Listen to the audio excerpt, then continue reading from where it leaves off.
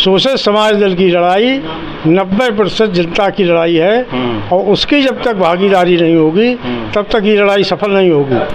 जो मेहनत करता है वो नीच कहा जाता है और जो हरामखोर होता है वो ऊंच कहा जाता है। जो जितनी ज़्यादा मेहनत करता है उतना नीचा कहा जाता है, जो जितना हरामखोरी करता है उतना ऊंचा कहा जाता है। किसान मजदूर इस देश में घास की तरह है और पूंजीपति घोड़ा की तरह है। घोड़ा तंदुरुस्त होगा तो घास मर जाएगी, घास तंदुरुस्त रहेगी तो घोड़ा मर जाएगा। समता विचार मंच में आप तमाम दर्शकों का बहुत बहुत स्वागत है। अभी हम पटना में उपस्थित हैं। यहाँ शोषित समाज दल का बैठक है। आइए, हमारे पास शोषित समाज दल के राष्ट्रीय अध्यक्ष रामचंद्र कटियार जी यहाँ मौजूद है। आइए इनसे थोड़ा सा मिल के बातें करते हैं। सर, मेरे चैनल में बहुत बहुत स्वागत है आपका। धन्यवाद आपको। सर, थोड़ा सा अपने बारे में आप बताइए। सर, मैं कानपुर देहात उत्तर प्रदेश का रहने वाला हूँ जी। और मानववाद के प्रणेता थे महामना राम स्वरूप वर्मा जी। उनका जो कारवां था, उनका जो विचार था जी, मैं उनके साथ आखिरी समय तक रहा। तो मैंने उस मानववादी क्रांति के अभियान को बहुत अच्छी तरह से समझा है जी। और उसी को आगे बढ़ाने के लिए मैं लगा हूँ और लगा रहूँगा। आप इस शोषित समाज दल में को जागरूक करने के लिए कब से लगे हुए हैं? मैं जवान होते ही इस पार्टी को बढ़ाने में लगा हुआ हूँ। सरकार से उम्मीद रखते हैं? सरकार से कोई उम्मीद नहीं है। क्यों? इसलिए कि सरकार जनता की कोई है ही नहीं। सरकार पूंजीपतियों की है, सरकार जातिवादियों की है। तो इनसे उम्मीद कैसे की जा सकती है? ये तो अपना व्यक्ति हित, वर्ग हित में लगे रहेंगे। और किसान मजदूर इस देश में घास की तरह है और पूंजीपति घोड़ा की तरह है। घोड़ा तंदुरुस्त होगा तो घास मर जाएगी, घास तंदुरुस्त रहेगी तो घोड़ा मर जाएगा। अब जो ये सरकारें बन रही हैं ये घोड़ा बनवा रहे हैं पूंजीपति। तो घोड़ा की तो गारंटी है तंदुरुस्त रहने की, तो मरना तो घास ही को है। अच्छा। इसीलिए आज़ादी के बाद निरंतर पूंजीपतियों की संपत्ति बढ़ती जा रही है और किसान मजदूर फटेहाल बेहाल होता जा रहा है। अच्छा, दल तो बहुत सारे हैं, संगठन भी बहुत सारे हैं, आप शोषित समाज दल को ही क्यों चुने हैं? कोई दल इस देश में है ही नहीं शोषित समाज दल के अलावा।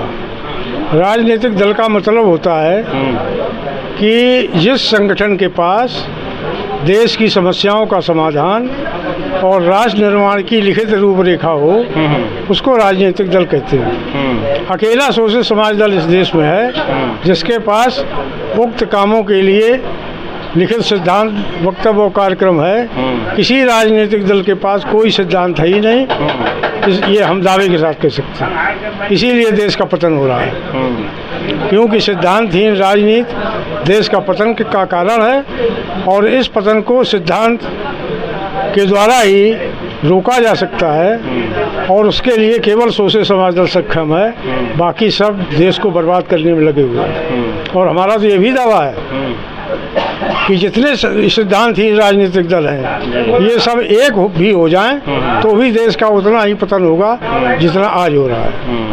अच्छा, एक चीज़ बताइए हमको कि शोषित समाज दल का स्थापना हुए 1972 में ही स्थापना हुआ था और देखा जा रहा है कि तेज गति नहीं मिल रही, उसका क्या पीछे क्या कारण है? नए विचार में गति देने में देर लगती है।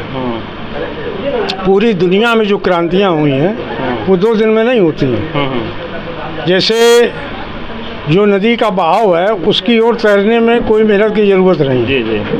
मेहनत तब लगती है जब आप उल्टी हवा में चलते हैं। जब सारा देश पतन की ओर है और सारे देश में विचार ब्राह्मणवादी और पूंजीवादी हैं तो उस धारा के विरुद्ध चलने में टाइम लगता है, मेहनत ज़्यादा लगती है।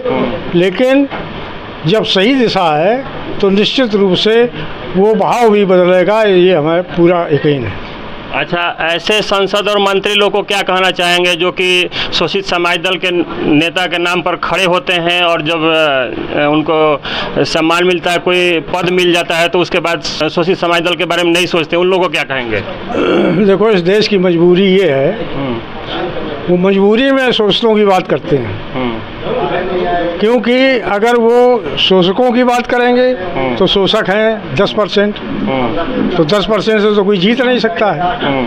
तो वोट तो है शोषकों के पास और नोट है शोषकों के पास।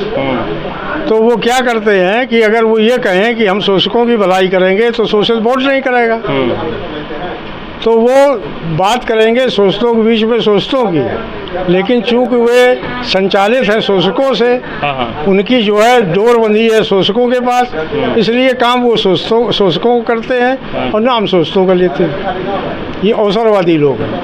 अच्छा, शोषित समाज दल के जैसा कोई और दल है जिसका आप सराहना करते हैं? एक भी दल देश में नहीं है जो शोषित समाज दल का मुकाबला कर सके। जब सिद्धांत नहीं है तो उसको परखा कैसे जाए?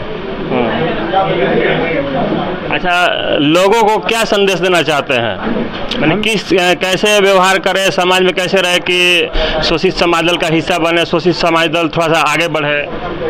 देखो, ये जो देश है ये कमेरा इसको चलाता है। अगर कमेरा मेहनत करना बंद कर दे, चाहे वो खेती में हो चाहे वो कल कारखानों में हो, तो ये पूरा भारत देश भूखों मर जाए। लेकिन यहाँ पूरी दुनिया से उलट व्यवस्था है कि जो मेहनत करता है वो नीच कहा जाता है और जो हराम खोर होता है वो ऊंच कहा जाता है। जो जितनी ज़्यादा मेहनत करता है उतना नीचा कहा जाता है, जो जितना हराम खोरी करता है उतना ऊंचा कहा जाता है। ये ऊंच नीच की खाई जब तक नहीं पटेगी और जब तक मेहनत करने वालों को सम्मान नहीं मिलेगा तब तक देश तरक्की नहीं कर सकता। शोषित समाज दल इसी अभियान को चला रहा है कि जो मेहनत की रोटी खाए वही भाई वही हमारा है। तो इज्जत और रोटी दोनों की लड़ाई अकेला शोषित समाज दल लड़ रहा है। इसलिए जो खुशहाल भारत बनेगा वो शोषित समाज दल से बनेगा। हमारे जगदेव बाबू पहले कह चुके हैं 100 में 90 शोषित है, शोषितों ने ललकारा है, धन धरती और राजपाट में 90 भाग हमारा है। इस विषय में क्या कहेंगे? बिल्कुल उन्होंने सही कहा था। अगर उनकी बात मान लेता ये शोषित वर्ग तो अब तक वो सत्ता पे आ जाता। लेकिन जैसे ही उन्होंने नारा दिया जगदेव बाबू ने, वैसे ही ब्राह्मणवादियों ने एक तिकड़म की कि हर जात की पार्टी बनाना शुरू कर दिया, हर जात के नेता बनाने शुरू कर दे। जब जात पात में भी नेता बट गया, जिनको एक होना था, शोषित समाज दल की लड़ाई 90% जनता की लड़ाई है और उसकी जब तक भागीदारी नहीं होगी तब तक ये लड़ाई सफल नहीं होगी। अब समय वो आ गया है कि ये जातिवादी नेता बेनकाब हो गए हैं। ये जनता को की एक समस्या का समाधान नहीं कर सके। जनता बहुत निराश है और वो उदासीनता का फ़ायदा शोषित समाज दल के कार्यकर्ता उनसे संपर्क करेंगे, उनको अपने साथ जोड़ेंगे तो निश्चय ही वो जातिवादी संगठनों से नाता तोड़ लेंगे। शोषित समाज दल बलवान होगा और जैसे ही शोषित समाज दल बलवान होगा वैसे ही वो सत्ता पे आ जाएगा। अच्छा, बोलते हैं लोग कि शोषित समाज दल ब्राह्मणवाद पर प्रहार करता है।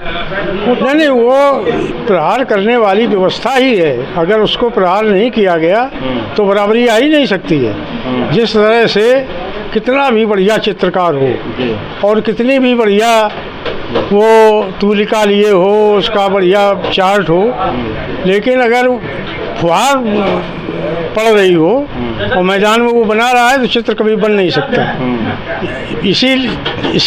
इसी कारण से भारत का संविधान 75 सालों में लागू नहीं हो पा रहा है, क्योंकि ब्राह्मणवाद की बौछार पड़ रही है।